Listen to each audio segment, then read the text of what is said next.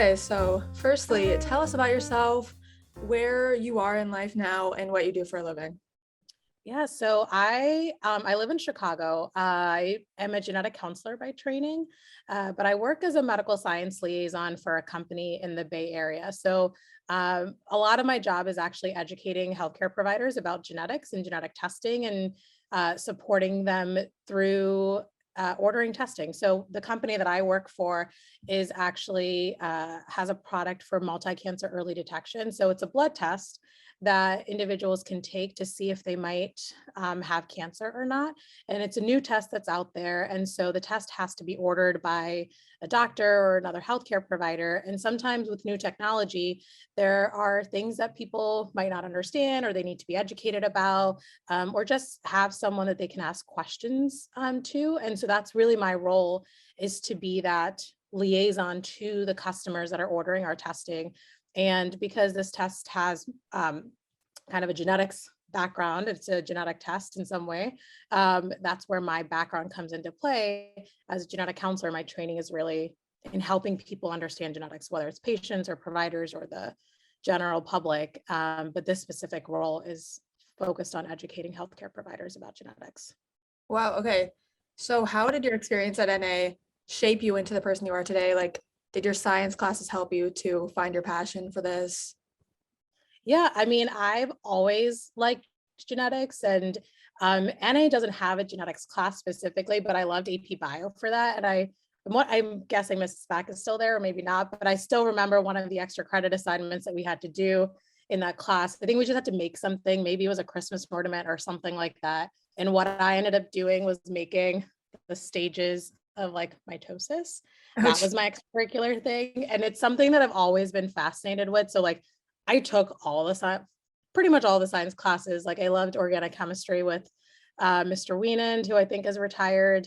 But it was really nice going to NA because there was so many students, but there were so many different opportunities Yeah. to take advantage of. And OChem was one of them. I was one of the few people when I went to college where I already had a full year of organic chemistry before starting my college degree.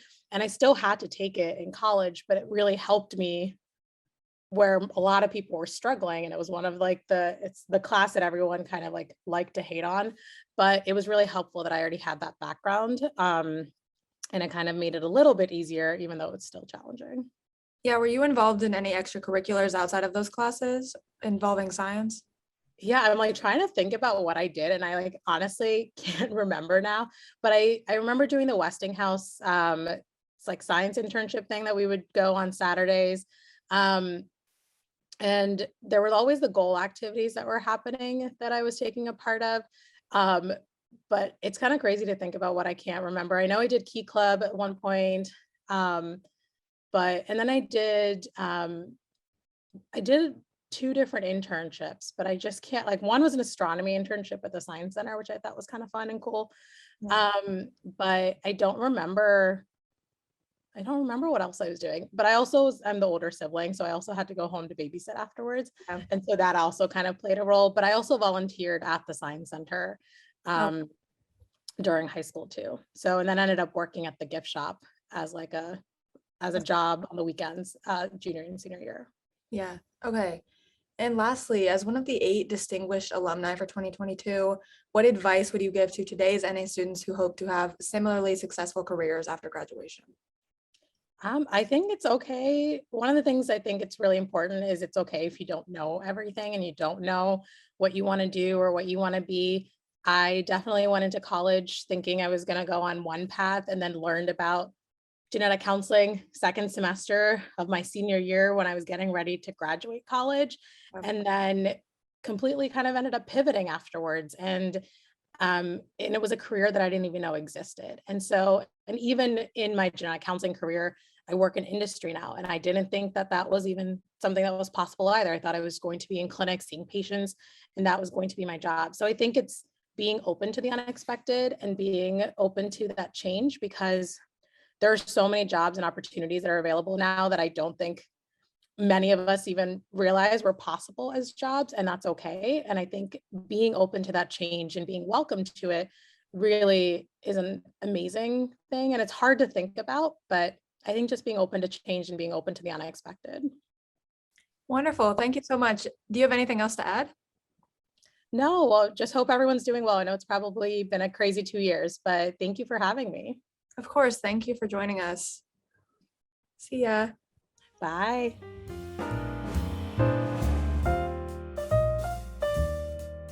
Okay, so could you tell us about yourself, like where you are in life now, what you do for a living, stuff like that? Oh, okay. You want the whole thing? Sure. Okay. So after I graduated North Allegheny in 1990, and after there I went to Duke University undergrad. I went after college, went into investment banking, and I worked for JP Morgan in Chicago and in London. After that, I got my MBA from Northwestern, moved to Cincinnati to go into brand management, working for Procter and Gamble.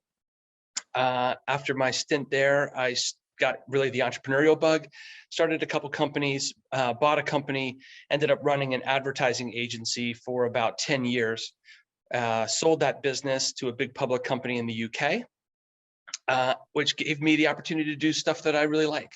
So I used that to move into the theater business as a vocation. So I became the executive director of the Cincinnati Shakespeare Company, where I did that for about 7 years, and really got to really give back to the arts that was so good to me throughout my life. Right now, I am running a distressed brewery business. So we're trying to save one of Cincinnati's oldest legacy beer companies from extinction. So, Wow. So you mentioned like that you run theater things. Did you ever do theater in high school or college? yeah, I did. I did theater all throughout my time at NA, from elementary school through middle school to senior high, and I did it at college as well. Mostly on the acting side, although I did start directing when I was in college. When I moved to Cincinnati, Cincinnati has a very robust theater community, a very good community theater community as well. So I probably did more theater in my first 5 or 6 years living in Cincinnati than I'd done in my entire life. That's the advantage of being a guy in the theater business. And then what changed for me though was when I went from it being a hobby and a pastime to really something that I was doing full time as a job. So how did your experience at NA shape you into the person you are today? Whew. Well, I think, high school is obviously a very formative time period for anyone. I think what NA does a really good job of is gives you the opportunity to really try a lot of different things, to explore your passions, and to take some risks. And I think that risk-taking behavior obviously stayed with me my whole life, and I think is an important thing that students should try to do, not only in high school but throughout college and afterwards as well. Nice. Just trying to think of one. So since you went to NA and did theater, what was probably your favorite show that you ended up doing? So my favorite show at NA would had to be my senior year. So we did Grease, and I got the opportunity to play Danny Zuko. That's amazing. Yeah. We're doing Drowsy Chaperone right now. Oh, fun! That's Yeah. a great show. As Yeah, well, there was a lot of controversy about Grease at the time because it has curse words and drinking and talks about teenage pregnancy, and yeah, the school board almost shut us down. So there's a really good cartoon, a political cartoon that ran on the North Hills News Record at the time that said North Allegheny does a cleaned up version of Grease, and it had Danny Zuko singing "The Hills Are Alive with the Sound of Music." that's amazing. Wow, things have really changed. We just did Mamma Mia in the fall. That's pretty good. We did that, and Drowsy Chaperone takes place during Prohibition. So Right. yeah, so we're dealing with all that. That's good. You got a little more liberal aspect to the community now. Yeah, we also did Titanic before that. Like That's pretty good. shows. as one Are of you the, involved in that? yeah. Nice. I was in, we did, so we now have like a middle school musical, which Okay. is for 7th and 8th grade. Didn't get in 7th grade, got in, we did Lion King Jr. Then I got, and I was just ensemble for that. Then unexpectedly I got in for the high school show, which was Titanic. Then like COVID happened, so we did like a little like cabaret review type thing. Yeah. And then they now took out the Nash fall play and replaced it with a musical, mainly because a lot of the play kids were musical kids. Okay. And because so then we can do shows that we can't do because we do the full orchestra and band thing. Right. So we did Mamma Mia this year. We're doing Drowsy Chaperone now. That's awesome. Yeah. Those are nice, ambitious shows. That'll keep you busy. Yeah. Oh, so busy. I'm a dancer. Yesterday was heavy dance day. Yeah, I bet. That's great. Good for you. Thanks. As one of the 8 distinguished alumni for 2022, what advice would you give to today's NA students who hope to have similarly successful careers after graduation? Oh boy. Well, I'll tell you the piece of advice that I give to a lot of kids that I mentor and coach is don't get so hung up on having such a rigid career plan. I think if I think back to my time at NA, I think I said I was going to be a lawyer. Well, that's probably like the one thing that I haven't done. But be willing to experiment, be willing to try different things, and follow your passion. Nice. That's like great advice. Okay. So thank you so much. Absolutely. Yeah. That's it. Yeah, that's it. Painless. Okay. Okay. Thank you so much. Yeah, Bye. break a leg. We'll see Thank ya.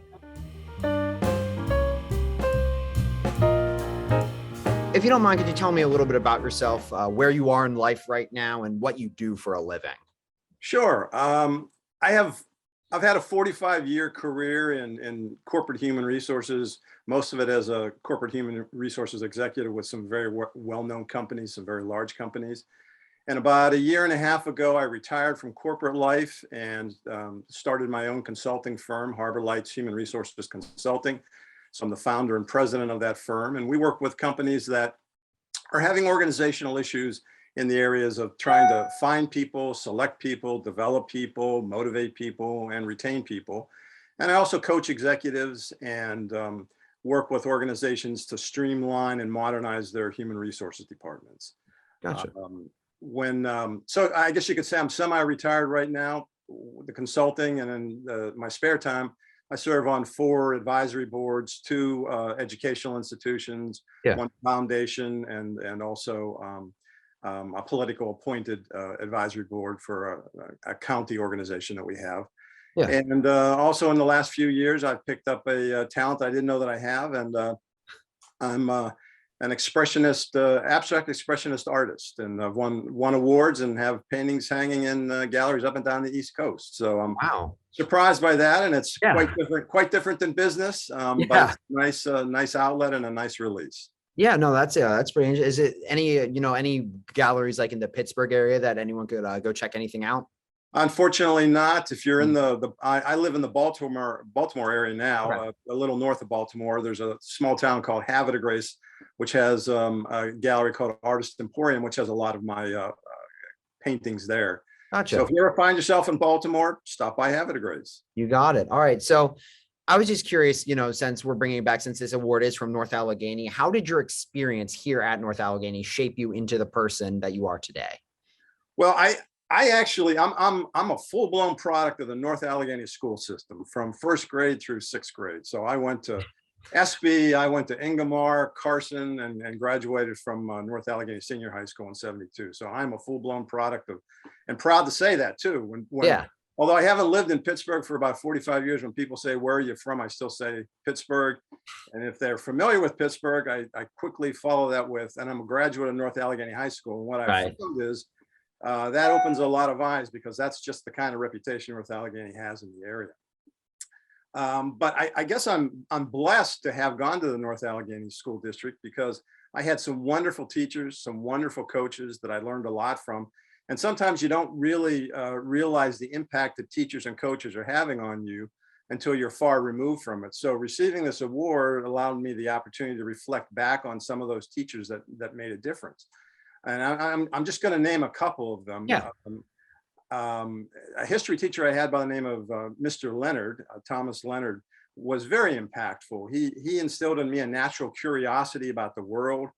He helped me understand the power of the word why, which is a word that people that worked with me over the years came to really despise, because I ask why a lot, because I want to find the root cause and I want to find out, what the issue was. Mr. Leonard also taught me to respect the past, but learn from it so you don't repeat the mistakes, and you can have a better future. And he also taught me that good enough is not good enough. Anything less than your best is not good enough. So Mr. Leonard made a big impact. My English teacher, Mrs. Collins, and my humanities teacher, Mrs. Smith, made big impacts because they taught me how to express myself, to communicate well, to communicate effectively, to listen, which is something that's a lost art, and to express myself well in writing, verbally, and in presentations. But what they also taught me was to also respect the opinion of others, especially when it differs from you. You don't have to agree with it, and your opinions are your opinions, but you should respect it. And through the course of group discussion, they taught me those kind of things. But I think the individual, reflecting back on my high school years in particular, that taught me the most was my track and cross country coach, Coach Cerny. And again, at the time, you don't realize what you're being taught, but he taught me so many things that were so effectively applied in business. Taught me things like simple things like run hard downhill, because that's when everybody else is coasting and catching their breath.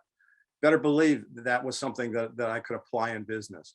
He also taught me the importance of being a teammate, an effective contributing teammate. He also taught me how to motivate people. He had a very unique way of motivating people, and I have a lot of examples I could tell you, but we won't go into those right now. But at the time, I didn't realize it, but he taught me how to motivate people to get things done. And again, that was something that was very helpful in business. And lastly, he taught me to dig deep when I thought I didn't have anything else left to give, find that extra gear, find that reservoir of energy, and to plow on through again, which was something that was very effectively applied in my business career. Yeah. I'm glad to say one thing that we do share in common. I was also a student of Carson Middle School. There are now 3 middle schools in the area. So, it's always nice to have that extra little layer of connection. Absolutely. Yeah. So as one of this year's 8 distinguished alumni for the 2022, what advice would you give to today's NA students who hope to have similarly successful careers after they graduate? Well, there are so many things I could say, but when I thought about this question, I narrowed it down to 5 things, 5 recommendations that I would give a student today that I think would help them have a successful career, successful endeavor, whatever it is they wanted to do when they left school. The first one I've already mentioned, and that is develop listening skills. It is such a lost art. And when I say listening, I'm not just saying pause until you can interject with what it is you want to say. I'm saying actually take the time to listen to what the person is saying. Find where the common ground may be between their viewpoint and your viewpoint, but where the viewpoints do differ, respect that. I can't impress that enough, because one of the skills that is so lacking in business today is communication, and actively listening is part of that communication process. So that's the first one, listening. The second one is to extend yourself. And by that, I mean volunteer for things, push the limits, go further than you think you might be able to go. If you think what you've done is good enough, consider taking it one more step. In business, the people that are set apart from others are the ones that go above and beyond what is expected. Expected is expected. Above that is what is delighting people and is exceeding expectations. So extend yourself, and don't be afraid to push boundaries. That's the only way you can find out about your full capabilities. So the second one is to extend yourself. A third one is very applicable to today, and that is never stop learning. keep that natural curiosity about life. Read, take seminars, take courses, pursue an advanced degree. When you stop learning, whether it's in business or elsewhere, that's when you'll fall behind. When you stop learning, you'll become stagnant, and other people will pass you by. So never stop learning. Keep that natural curiosity about life. The fourth one is something that I've also mentioned, and that is ask why. Why is the most powerful question, I believe, in the English language. It helps you get to the root cause. There's even a technique called the 5 why technique. When you ask somebody why, follow it up with another why, and eventually after 5 whys, you get to the root cause, you get to the problem, you get to the essence of the issue. And it's such a powerful question that people, either because they become lazy or just haven't developed the skill, never get to the real root cause, and instead they deal with symptoms. And lastly is build relationships. You can do all those first 4 things that I mentioned, but if you don't develop the skills to build personal relationships and working relationships, you'll fail. So much of what you have to get done in business or in life depends upon other people. Very seldom are you ever working exclusively by yourself. So you need to rely on other people. And in order to do that, you've got to build solid working and personal relationships. Again, you can listen well, you can ask why, you can learn all you want, but if you don't have those good relationship skills, you're probably not going to get to where you want to go. So you have to work hard at building those relationship skills. So those are the 5 things that I would recommend for success. That's I really appreciate, and I'm trying to put I really respect those kinds of answers, because I feel like there's a lot of ways to kind of find shortcuts when you need to answer questions like that. But it's really interesting insight, especially as you said, you've had 45 years in your industry, and that's just it's really cool to hear someone with that kind of perspective. So I thank you for that. I wouldn't have been able to achieve what I achieved in business if I hadn't followed those 5 things. And there's a lot of other things you need to do as well. But I think if you follow those 5, I think it'll set you apart from other people. Yeah. So one last thing that I do have to ask, I am a huge sports fan, huge Pittsburgh sports fan, and I cannot help but notice behind you, you've got an impressive collection of memorabilia. Is there any, anything specific that you're proud? Because I have a couple pieces at home that I'm pretty proud of, but do you have anything in that room or that you've collected that you're really proud of, from Pittsburgh specifically? Well, I went through a period of time where one of my hobbies was collecting sports memorabilia. So what you're seeing is only a small part of what is in my den here. Yeah. But if you ask me what are my favorite or most valued possessions, I have an autographed picture of Hannes Wagner, and I have an autographed picture of Roberto Clemente, which are probably the 2 things I would not part with from this. Yeah. All right. Well, thank you so much for talking with us today. And again, thank you so much for all your work in your field. Congratulations on winning this award once again. Thank you, Nolan. It's been a pleasure talking to you. It truly has, Mr. Rothenbach. Have a nice day. You too. Take care.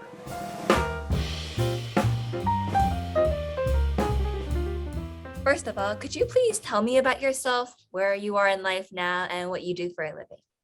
Sure. So my name is Bob Stone, class of 1992, and I consider myself to be very fortunate that I have 2 careers that I love. I work as an airline pilot full-time, and then for the past 16 years, I've been serving part-time as a chaplain in the Air Force. And I know not a lot of people know what a chaplain is. A chaplain is kind of like a minister or a pastor at a church, but I do it in the Air Force. And so we use all these fancy terms, but the bottom line of what I do is my job is to be everybody's friend, so that when life gets hard, and everybody's life is going to get hard at some point, I'm the person they can come to talk about it and help them work through it. Oh. Yeah. So my wife and I, we have 2 boys, John, who is 11, who loves gaming and riding his bike, and William, who's a wonderful little boy who loves superheroes and soccer, who also happens to have autism. And so we live the life of a special needs family. We live in Orlando, Florida, and our claim to fame is we live right behind the Walt Disney World theme parks. So every night out of our backyard, we see 5 fireworks shows. No way. It's pretty awesome.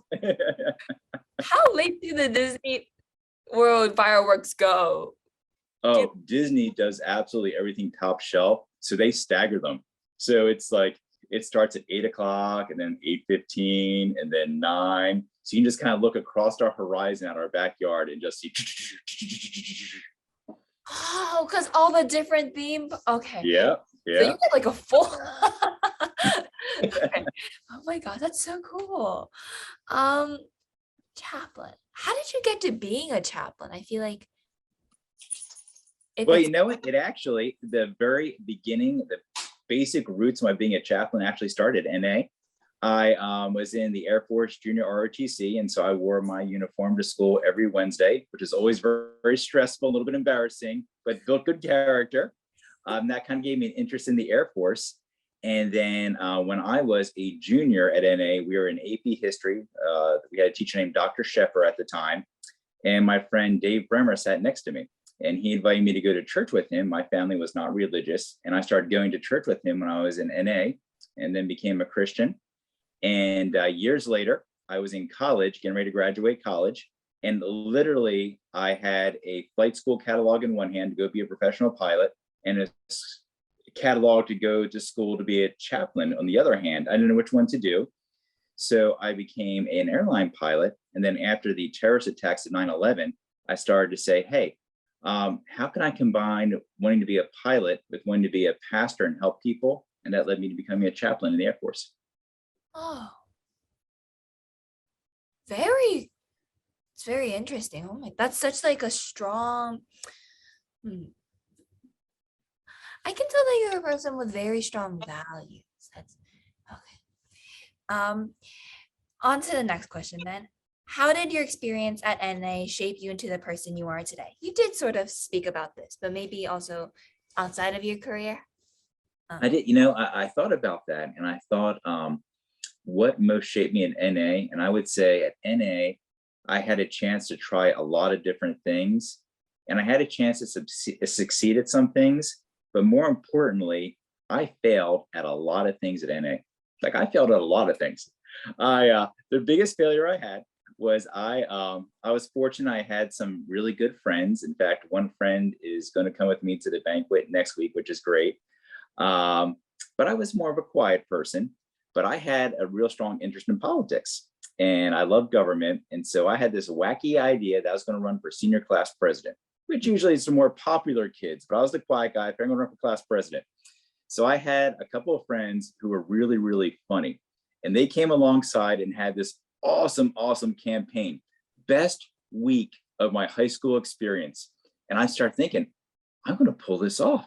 I can't believe I'm going to be a class president.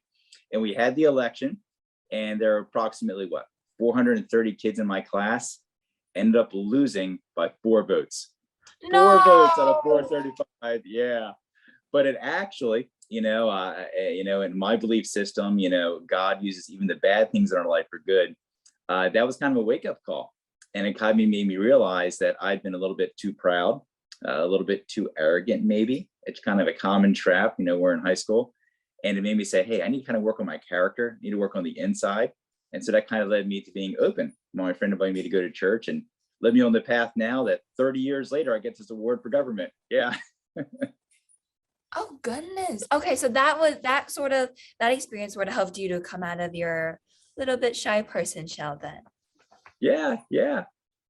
What about that week was so great for you? Oh, you know what? I was just so fortunate. I had a wonderful group of friends, and they just went crazy. They made all these campaign posters, and the wonderful woman who ran against me, who won, a super sweet girl. Her friends got a little bit of candy to kind of hand out as a campaign thing. My buddy saw that, and he's like, oh no, she did it. So all I know is he left for 30 minutes, came back with 5 times as much candy and just plastered. So it was the friends coming around me that made it so special. Yeah. You had a solid campaign team. That must have been a tough race. Oh my God. This probably will not make the final cut. The person who ran it, my campaign manager's name was Jeff Powers. He got into the University of Notre Dame and Penn State, both great schools. He chose to go to Penn State because they had the better arcade system at the downtown area. So he went to Penn State because they best video arcade. Where is this person now? I feel like he's living some of I don't know. We interview this guy. Like most fun in high school. arcade system. Okay, well, I'm sure he made everything out of that then. Okay. As one of the 8 distinguished alumni for 2022, what advice would you give to today's NA students who hope to have similarly successful careers after graduation? The biggest advice that I would give is there are lots of wonderful choices out there. But when you have to make a choice in your career, choose passion. Now, I need to make a little preface because it doesn't mean you should automatically go out and choose to write poetry or do something else that's high risk, high reward. But when you have to choose passion, because you have lots of options. And so there's a great book by a person named Hen Robinson, wrote a book called Decision Making by the Book. In the book, he says, when you have to make a choice, you have option A, B, C, or D. And all those choices are great. You can go down any path and be equally successful.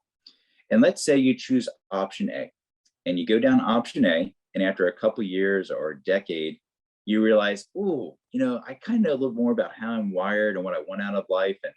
And I know a little bit more about these career fields, and maybe option C was better. Maybe I should have done C. What he says in the book, which is true, is that even if C might have been the better choice, option A, pursued with intensity and passion, will almost always get a better result than choosing option C, but doing it half-heartedly. And so I would say if you love something, pursue it with all your heart. If it's something that's kind of high risk, it's great, still pursue it, but perhaps find a way to have a conglomerate career like I have as a pilot and as a chaplain, a way to kind of take off some of the risk while still seizing some of the reward. So that'd be the biggest advice I would give. This isn't on the list of questions we sent you beforehand, but how has following your passion benefited you now? How has that reaped its rewards in your life? It's kind of a deeper thought, but I read recently that pain is the fuel of passion. And if you're deeply passionate about something, that probably means that there's something inside of you that's naturally attracted to that. And if you're working in that passion, not only are you helping other people, in my belief system, God never wasted hurt. And if you're using some of the hurts in your life to help other people, you also are helping yourself. And I find that when people are pursuing their passions, whether it's in a helping career like medicine or psychology or teaching, or even if it's being a cook or a house cleaner, that they're doing it with passion, they just naturally are blessing other people and serving other people and just making the world a better place. All right. That is all I have for you today. Thank you so much for your time. And congratulations on your nomination and award. Wait, did you know that you were nominated as a distinguished alumni? It was such a shock that I first found out with a posting on Facebook. And I literally at first thought it was internet scam. I thought it was like, click this, give us all your personal information so we can hack your passwords. And I was very fortunate that actually my roommate, when I was in graduate school to be a minister, actually is now a professor at a theological seminary, and he won the award for scholarship last year. So 2 NA alumni who lost touch for 5 years, reconnected at grad school to become ministers, and we win the award 2 years after each other. So that was kind of fun. No, and these NA people just have a way of finding each other. They do. And now you have to go find Mr. Powers and see what he did with his arcade experience. There's a man who followed his passion. Absolutely.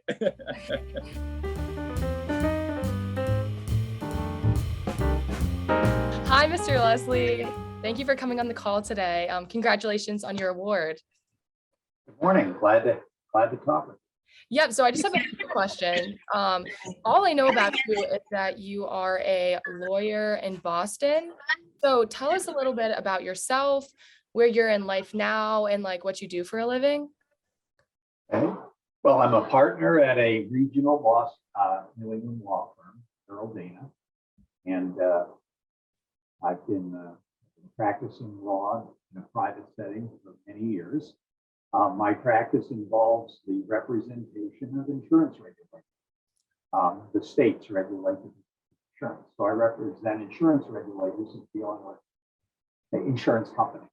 So protecting consumers, dealing with financially troubled companies, dealing with complex financial transactions. So that's what I've done. Okay, that sounds all really important. So I was like sneaking on your LinkedIn a little bit, and I see that you've been working there for 40 years. Like, what's made you love it that much to stay there for so long? Well, it's exciting to deal with large and significant issues. So matters I've worked on have involved returns of billions of dollars benefits policy across the country. Yeah. So I've been involved in virtually every brand name troubled insurance company situation. So when the AIG companies were having difficulties a number of years ago, I represented all the states in the AIG. And so I get to, I'm lucky to be involved in complex issues that involve a lot of money and have a significant effect on people's lives. Nice. Yeah. So are you still working there? Yes. You're still working there? Every day. Every day. And you're planning for, maybe the rest of your life. You love it that much? Well, one of the things that keeps me going is one of my partners is my middle son. So I get to work with him every day. So that's great. That's so nice. So we have about 150 lawyers and over 50 partners. So there is a high dilution factor there, but that's fun and that's satisfying. So yes, I like to work. I'd like to work less. And I hope I'll be able to do that in the next few years. But right now I'm working at a full-time basis. I have two matters that are going to be heard, one before the Pennsylvania Supreme Court and another before the New Hampshire Supreme Court in the next couple of months. So I'll handle those arguments and those kind of things. They keep me going. Nice. Okay. So then how did your experience at NA shape you into who you are as a person today? I think I look at high school as part of also the community. Okay. So it was a few years ago. Yeah. But North Allegheny was a highly rigorous academic environment. I joke with people that it was the most rigorous environment until I went to law school, and I think it well prepared me for going forward. At that time, I think the community was a community that was basically hardworking, honest people who focused on their children to do the best they could and take advantage of a fine public education. And in raising our own three children, we always, we initially started with that view. We ended up moving our three kids into parochial school, but I thought that I got the best possible education at North Allegheny, and I feel the values that I've been able to live my entire life with came from my community as I grew up. So I've always been grateful for that, so I think you're lucky to live there, and you're lucky to go to those kinds of schools. Yeah, of course. And wait, you just said that your kids, did you live in NA and just not, you went to Catholic school or? Well, I grew up in Yeah. Suffolk, and I went to North Allegheny from the North Allegheny Public Schools from first grade through high school. Yeah. I live in Marblehead, Massachusetts. So my children. Oh, your children. Oh, okay. And moved. Okay. So my wife was a public school teacher. Okay. And when our first child was born, we were both big believers in public education. Mm-hmm. And so our oldest child did go to public school, and we have three sons, but we did move them over to a parochial school and junior high school, and they all graduated from a fine school, St. John's Prep here in the Boston area. Yeah, I was just wondering because I went to a Catholic school for 12 years until I went to high school. So I think like both, I really liked the Catholic school, but I also really love NA. So it's just like a great picture. My sister-in-law, so my brother, another NA graduate, and my sister-in-law, an NA graduate. So they met in high school and went to college. He went to parochial school until 8th grade. She came over. Yeah, same. And I think it did really set me up well because I mean, the education wasn't definitely as good as it is here, but I did like the small environment. And then you come here and there's also amazing things both ways. So yeah, I enjoyed it. Great. So as one of the 8 distinguished alumni for 2022, what advice would you give to today's NA students who hope to have similarly successful careers after graduation?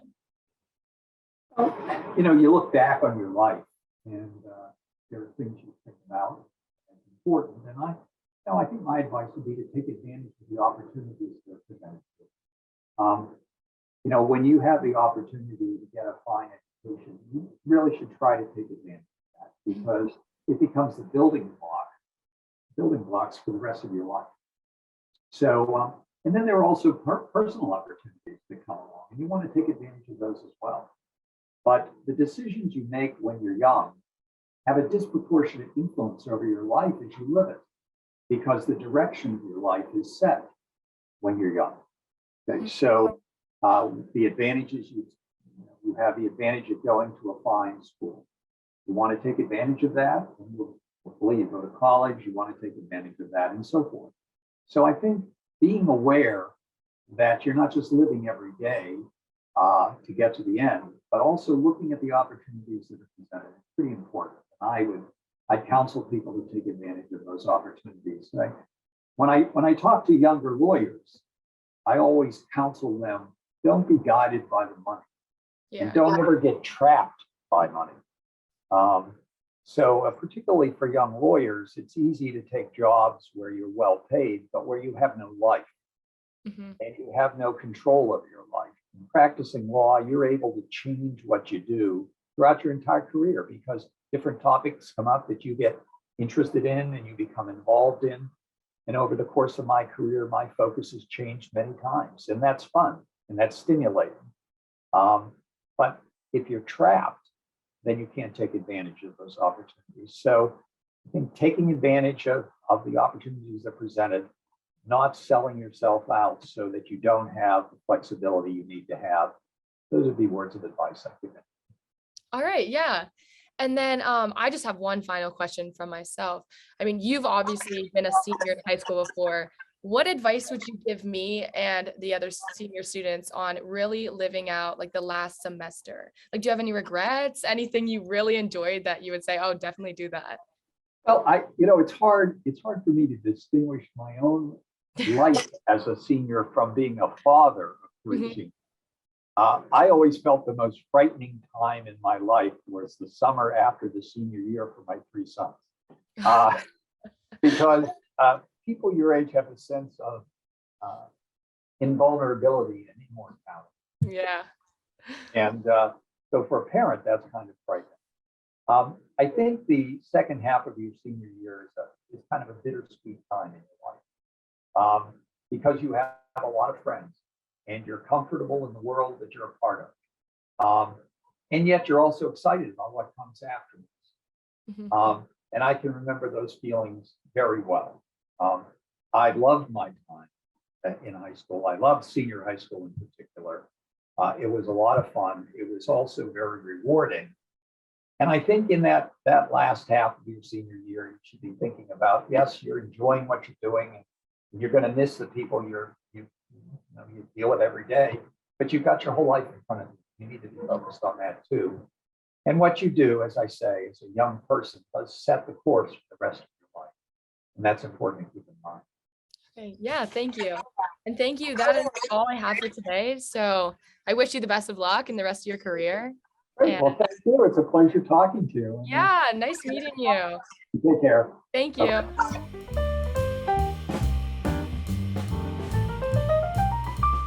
Thank you so much for sitting down with me today.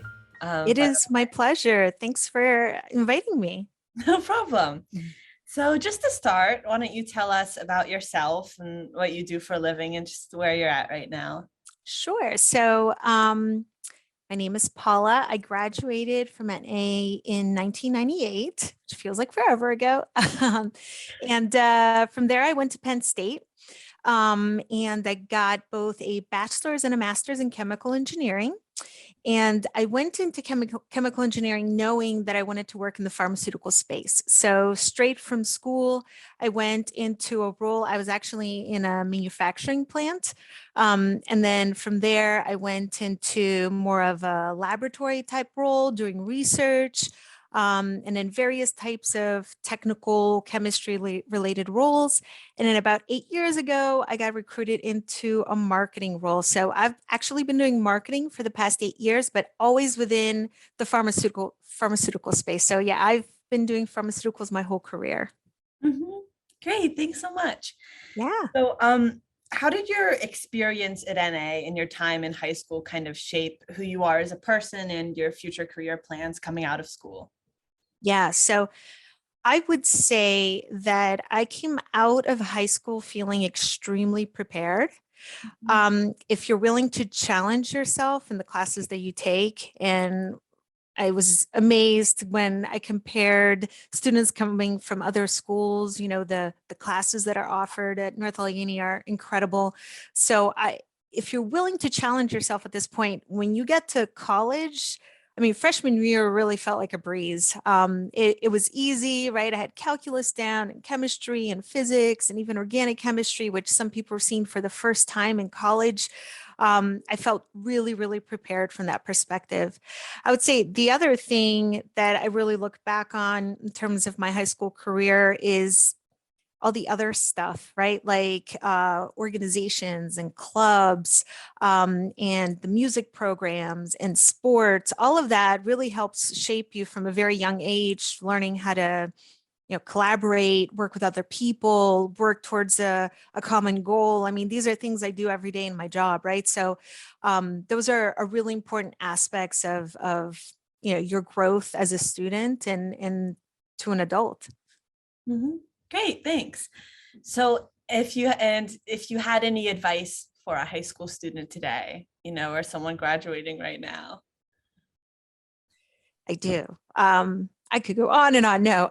So I would say, no, like my biggest piece of advice is that, just because something feels hard, it doesn't mean that you weren't meant to do it. I think we naturally gravitate towards the things that come more easily to us, which is great, but there will be a time where you will be challenged. There will be a class that will be super hard for you. You're going to have to put in a lot of time. You're going to have to study. You're going to have to do more than you typically do. But the biggest thing I've learned throughout all these years is that that's really where the most growth happens. And a lot of people tend to shy away from things that feel hard to them, but just because it feels hard, it doesn't mean that, you really shouldn't give it a go and try your best and work hard at it, because at the end, the reward is even greater when it's that hard. So and that goes for classes, and that even goes for once you graduate, different jobs that you try and different experiences that you go through. I mean, that's probably been one of my biggest learnings throughout the years. Mm-hmm. Great, thank you so much. So You're that's welcome. that's all I have, but congratulations on your award again. Thank you so much. It was so nice to meet you.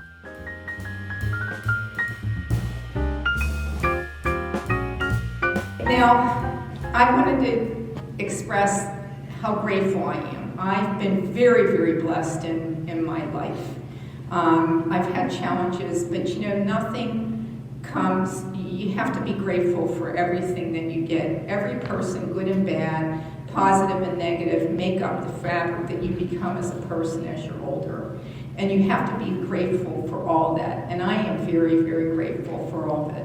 One of the things advantages I had was an education in the North Allegheny school system.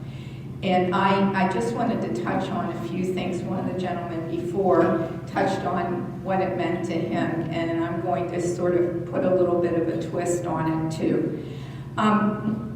One of the quotes that's one of my favorite comes from Albert Einstein. We think of him as a scientist, but basically there were a number of very, very good quotes from him regarding education. And I first spied this quote as a freshman in medical school. We used to have class notes because there was so much information being compiled. We had people, like 5 or 6 people would take notes on a class and then compile them because so much information was doled out at one time. It was impossible to sit there and scribe. And at the bottom of the notes, whoever was the editor had some literary license. Sometimes we got quotes from current rock songs, but this one was a quote from Albert Einstein. Education is what remains after one has forgotten what one has learned at school. Now, I looked at that quote and I'm like, what? What's that? Well, to me it was an enigma, but over time, how truly thoughtful that was. And it is the lessons beyond the information that are provided in the classroom that are the best, as one of our prior speakers said. And I'd like to touch on a few items that I think that are important that were given to me as tremendous gifts by both the taxpayers of this school district, the teachers, the administrators, and everybody else that was involved in growing me as a kid. And what comes to the top of my mind is something that's occurred to me after North Allegheny, but I've treasured every person that provided this for me. And that was people that believed in me. And I had teachers believe in me. And one of them was Tom Leonard. I don't know if any in this room remember Tom Leonard. He was a stockbroker who then was also a teacher, and he also went to law school. He was a polymath, so to speak. And he took me aside and said, Mary, don't ever let anybody dissuade you from your dreams or your hopes. Your budget shouldn't dissuade you. Nothing should dissuade you.